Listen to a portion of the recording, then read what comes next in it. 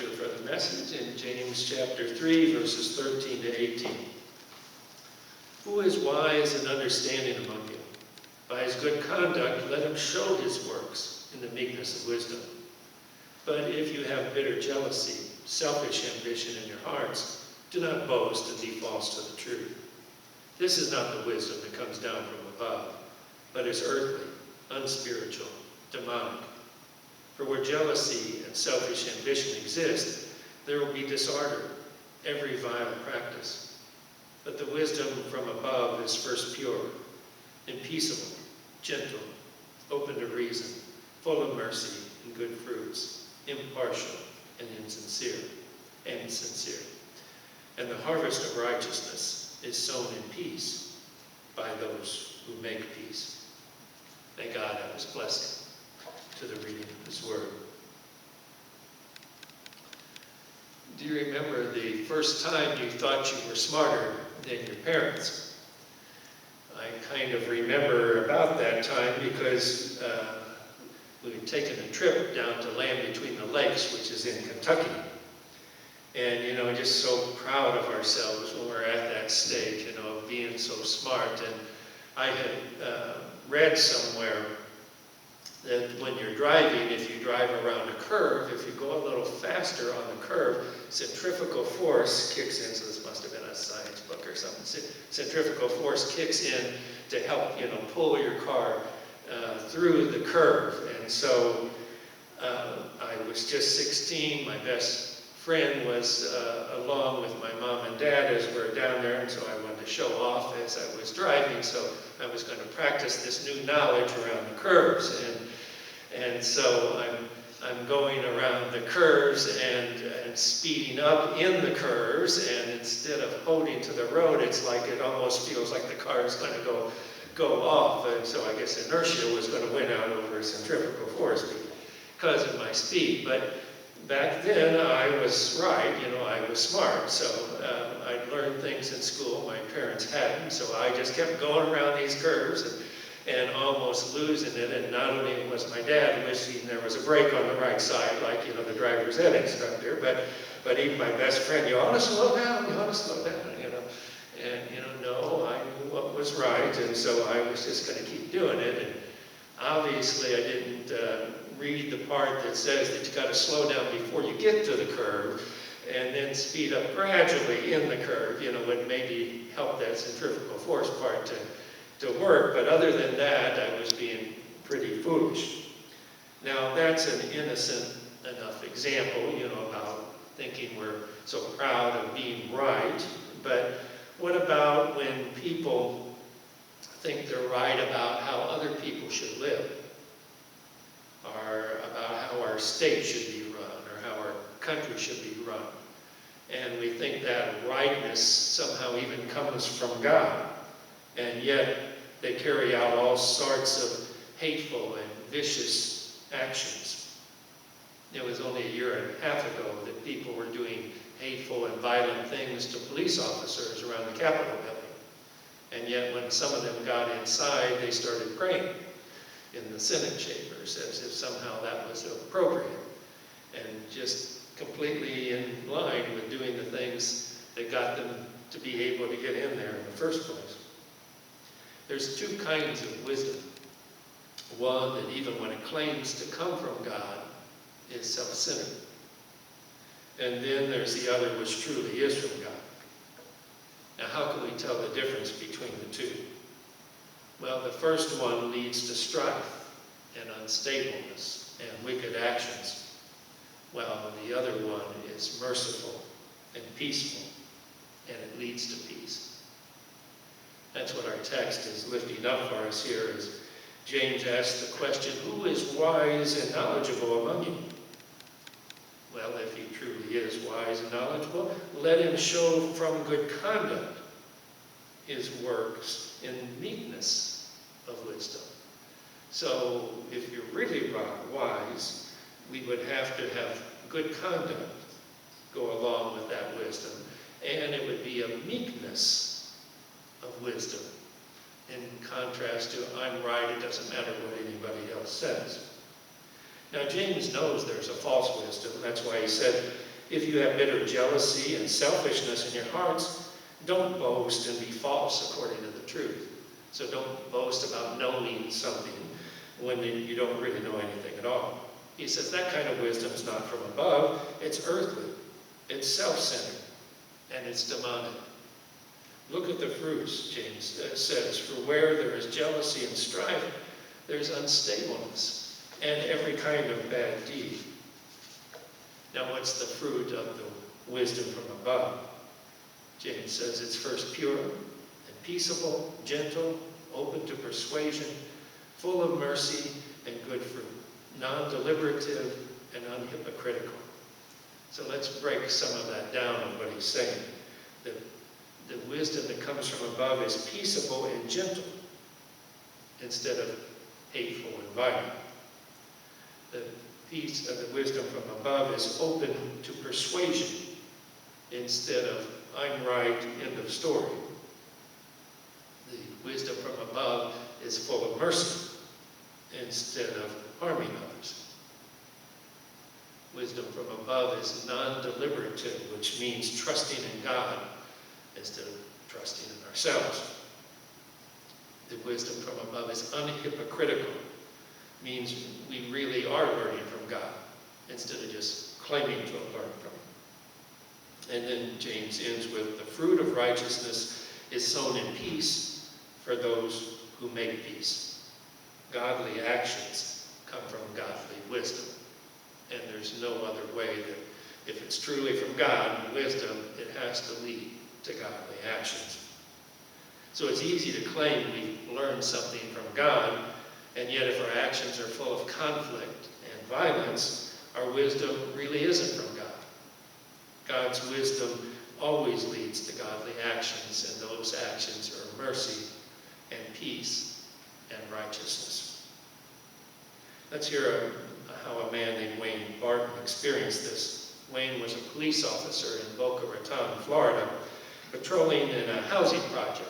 And housing means government subsidized housing, which tends to be poor families, and often there's a lot of crime associated in these kinds of projects. And Wayne came from the projects himself. And so he thought he knew what these people needed. What he thought they wanted was to be tough on crime. He said arresting every drug peddler and mugger that he could find as he patrolled the streets in his large police cruiser, he called it. And if he's right, and that's what he should be doing, why was there now a special meeting in the community center of the Dixie Manor Housing Project? A special meeting to get rid of him. We don't want that cop around here, said the first person. Then someone else spoke up, yeah, he causes more problems than he solves. And a third one added, things are worse than since he got here. The doper's taken out on us. We were better off before. Wayne was so angry hearing these comments, he just wanted to storm out of the room. After all, he's only acted in the right way, doing the right thing, and arresting people that are criminals, and so I'm going to go be somewhere else where people appreciate me, he thought. These people seem to be more scared of me than they are of the criminals. Well, Wayne thought he knew these people and what was best for them. As he grew up in the projects, he said he came from a serious religious family, quote unquote, and yet two of his older brothers got lost to the streets. He remembered being 12 years old. They went to church on Sunday morning, and then they went to the jail for a visit with the older brother, so mom and dad and him. He said the smell, the loud noises, the glaring light, everything about jail made me sick. And so he wandered over to a window while his parents talked to his brother. He even recognized some of the prisoners milling aimlessly in the yard below. "What's up, kid?" A voice interrupted his brooding. "Don't like this place," he said. The officer smiled. "Good. You're not supposed to." Then a few weeks later, the same police officer saw Wayne outside in the playground area, and he sat down on a bench next to him and started talking. But Wayne kept his distance. After all, that was a cop. He was the enemy, so I'm not supposed to get too near him. And yet, several more visits to the brother, this police officer kept coming and seeking Wayne out and talking to him more and more, and started telling him about the job that he did and how different times he was helping somebody in a medical emergency and getting them the help they needed. So one night, Wayne said to his mother, "You know something, Mom? I want to be a cop." His mom said, "Oh, Wayne, that would be an answer to my prayers, just to have one of my boys on the right side of the law and on God's side. You hang on to that dream, Wayne." It wasn't easy, but Wayne did, even though a lot of his classmates were lost to crime. But he got through the police academy, and now he got to work in the projects. I thought I could really make a difference. So why is this meeting going on with all this fear and anger? Wayne was about to get up and leave when he heard another voice. "What's wrong with you people? Have you given up?" He looked around. It was Mrs. Jackson, stately and tall and white-haired. Her voice carried authority, he said, and so it quieted the room. "Have you folks all gone crazy? We need a man like Wayne Barton, someone who's not afraid to stand up to the dopers and the thieves. Think of your families and kids. Are we going to surrender our neighborhood, our homes?" He said there was an uneasy silence after Mrs. Jackson spoke, and then there started to be more of a civil discussion, and they decided not to go to the city council to recommend that Wayne be moved, at least at this time.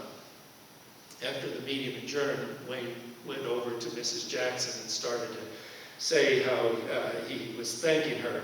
When she interrupted him, he said rather sternly, "Listen here, Wayne. Now that you'll be with us a little while longer, maybe it would be smart of you to get out of that tank of yours and start patrolling on foot. Get to know us better. Loosen up. Meet some of our good people, not just the ones that are breaking the law." The reprimand stung. Wayne was tempted to just brood about it. "I'm right, I'm doing the right thing." And yet, out of desperation, but they did have this meeting, and so he decided, I guess it's worth a try. So he started to patrol on foot.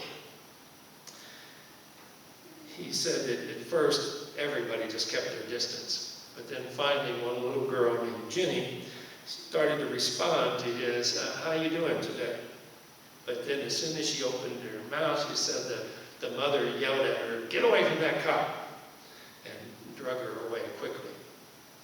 Well, this episode made him remember back to that policeman that had come and befriended him when he was little. Maybe I do need to do some reaching out in a way. He started greeting all of the kids. He learned their names. He talked with them. I showed them I could be a friend and not an enemy. "Call me Wayne," he told them. And so soon there was this friendly gang of about 50 kids that followed Wayne around whenever he patrolled on foot throughout the project. They asked him questions, he told them about his work, and he began trying to emphasize the things that were helping other people. So one day he said he even had them pick up some trash as they walked, and he promised a prize to the one who picked up the most trash. That seemed to work so well that folks were slowly starting to warm up to him. "How you doing, Wayne?" would come out of one adult, or another one would offer a glass of lemonade on a hot day. Slowly, Wayne began to change too. He started to remember that he wanted the people to take back their own streets, but then he thought the streets are going to have to be in a condition that people actually want to have, instead of the way they are now. He looked around, and there was broken glass everywhere, bottles and cans and broken down cars just abandoned and helter-skelter put anywhere. A new idea came to him. What about a cleanup day, where we gather everybody together and we work together and clean this place up? So he told all the kids to tell their folks and tell everybody else, and he announced it, and then he went back to his precinct and told the rest of the officers and then some of the people in City Hall. And so on a particular Saturday, he said Wayne headed a caravan. It had city dumpsters, it had vans, they had tow trucks, and cars full of volunteers from the outside. There was a few politicians, some city workers, the press was there, and even the mayor was volunteering his time. And yet when they pulled into Dixie Manor, the streets were empty. There was not a soul in sight. Let's just get started without them, Wayne said. So they started working and cleaning up, but soon there would be little heads poking through the drapes and looking out the window, and children were starting to come down. And then a little time later, the parents started coming with brooms and rakes that had been thrown under the porch and hadn't been used in a long time. Everyone was visiting like they hadn't seen each other in years. Even little Jenny, he said, was tugging this huge garbage bag, and her mom even smiled at me. Get to know them better, Mrs. Jackson had said. They hauled off 7 truckloads of trash and over a dozen junk cars. The transformation was a miracle to see, Wayne said, but the change in the residents was even greater. Good people were taking a stand. Not only had Dixie Manor changed, but Wayne had changed as well. It wasn't enough just to be on the right side of the law. Wayne needed to be on God's side as well. The wisdom from above is peaceable, full of mercy, open to persuasion, trusting in God instead of trusting in ourselves. May we not settle for an earthly wisdom that just leads to strife and violence. But may we remember that the fruit of righteousness is sown in peace for those who make peace, for those who have the wisdom from above, the wisdom that's given to us by our Lord Jesus, as we truly trust in him.